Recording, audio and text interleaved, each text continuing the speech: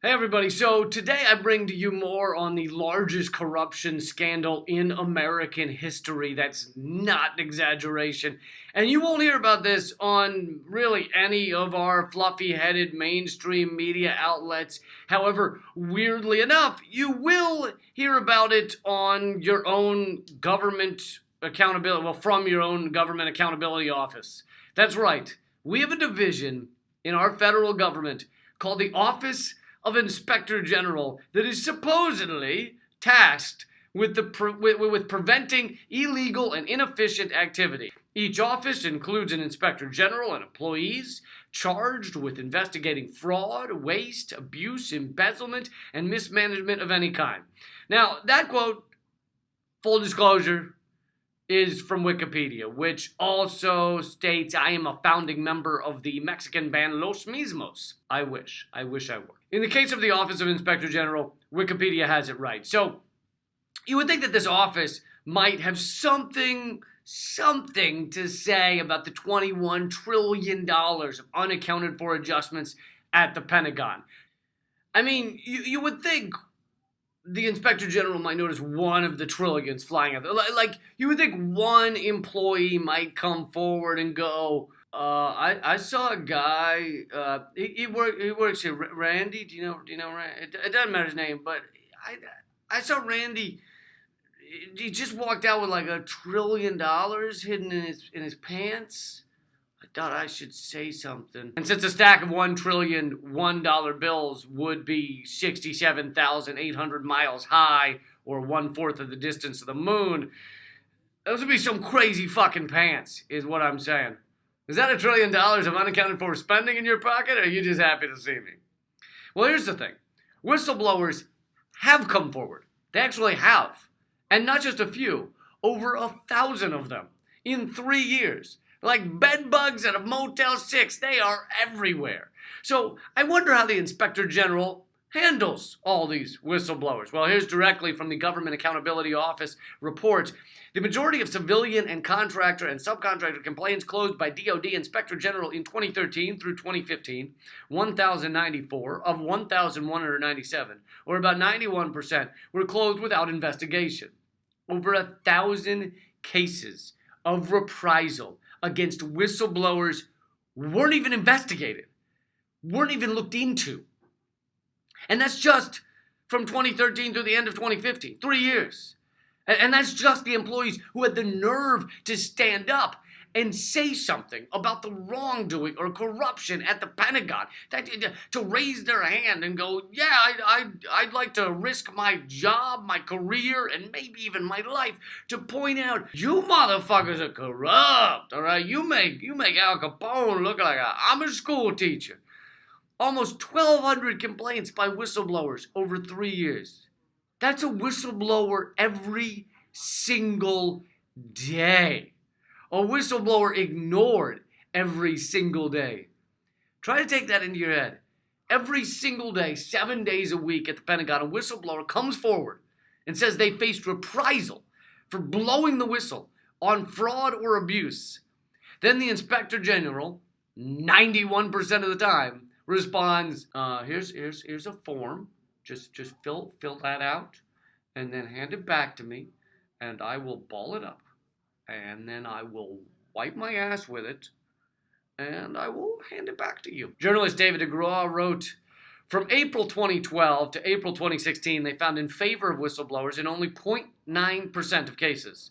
The Project on Government Oversight said the DoD Inspector General substantiated only 7 out of over 1,300 complaints received. Over that same time frame, Department of Defense audits reported $8.58 trillion unaccounted for. Seven substantiated reports? How is that not news? How would it, like, turn on any of the channels? Turn them on. Turn them all on. Is it on? Is it on? How about now? How about now? How about now? How about now? How is that not major fucking news? What the fuck? The Project on Government Oversight noted that the report raised questions about whether the office can fairly and appropriately handle those who come forward with allegations of misconduct. Yeah, you think? Do you think? That's the biggest understatement since fucking George W. Bush said there were missteps in the invasion of Iraq. You assholes. In case you need a reminder, the Pentagon recently failed their first ever audit. And that failure got less mainstream media coverage than the fact that Meghan Markle cradled her baby bump. And I only understood one word in that quote. But here's a sentence I do understand. A whistleblower is ignored at the Department of Defense every single day. And if you think the Department of Defense is bad, allow me to tell you about the Intelligence Community Inspector General. They substantiated only one reprisal allegation during a 6-year period stretching from 2010 to 2016. Out of hundreds of cases. One? They substantiated one? If I didn't know better, I would say the Inspector General doesn't even want to reveal corruption. So where else can whistleblowers go? Well, they can go to Congress for help, right? Because if there is one institution that will not stand for corruption, it is our Congress. But even going to Congress has proven very difficult. On November 1st of last year, Senator Grassley issued a press release announcing that the CIA had monitored communications between whistleblowers and congressional staff in 2014. Grassley said it took him more than 4 years to get the incidents declassified. So after trying to reveal fraud or corruption to the Department of Defense, some whistleblowers turned to Congress. But the CIA is spying on them as they do it. This is like that Sting song, right? Every move you make, every step you take, I'll be watching you. I believe it was called An Ode to Stalkers. According to David DeGraw, journalist who's, by the way, done great work on this topic, the CIA was able to stay one step ahead and manipulate the process, and they ended up effectively countering and shutting down the congressional investigations. And these were the few whistleblower complaints that were actually investigated to begin with. So after 4 years of trying to get this declassified, here's the actual memorandum, all right, right here, from the Inspector General. CIA Security notified me that they had conducted an inquiry prompted by routine counterintelligence monitoring of government computer systems. As a result, CIA personnel obtained emails between our executive director of whistleblowing and congressional staff. It was routine monitoring of computer systems. We just happened to read emails about whistleblowers' communications with Congress. We weren't up to anything sketchy. Yeah, that's like a dude taking an upskirt photo, then saying it was just routine photographing of the area.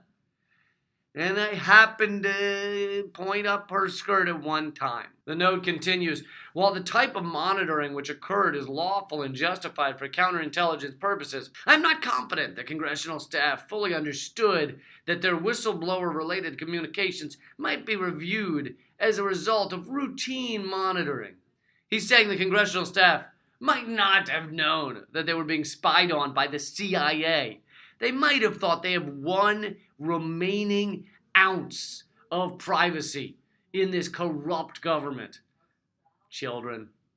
And now he turns on the old crocodile tears in the memo and he says, I'm concerned about the potential compromise to whistleblower confidentiality and the consequent chilling effect that the present monitoring system might have on intelligence community whistleblowing. He's concerned that maybe spying on whistleblowers could hurt their confidentiality and could possibly create a chilling effect. Of course it will. That's you fucking ass clown. That's the whole point. That's why you did it.